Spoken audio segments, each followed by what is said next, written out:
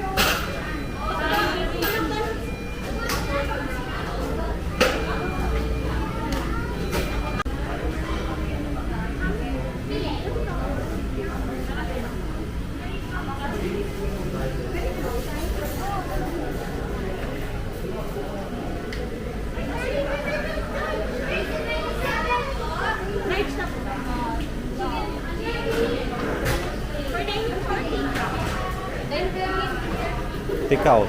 Take out, yes.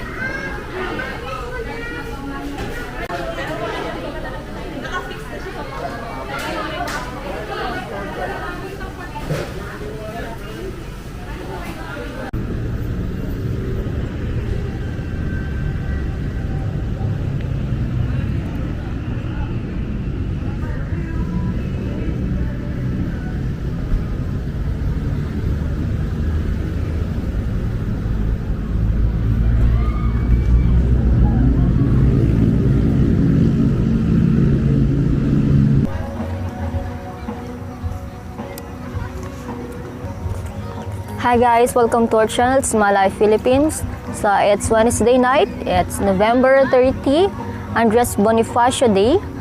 Here in Philippines, Andres Bonifacio is our national hero. So he sacrificed herself for fight for the Philippines from another country. So they celebrating the Andres Bonifacio here in Philippines as a family day because it's holiday only here in Philippines.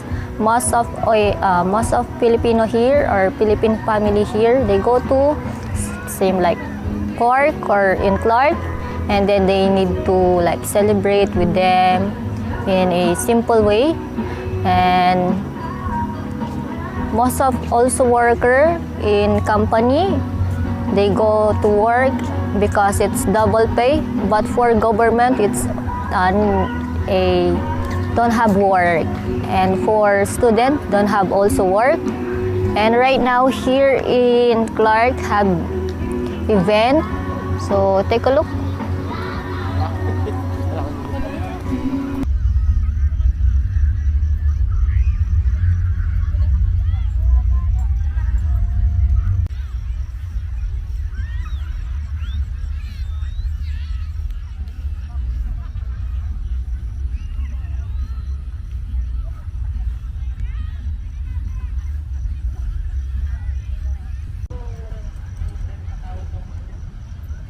Thank you for watching guys. Please subscribe and like, and don't forget to comment in our channel.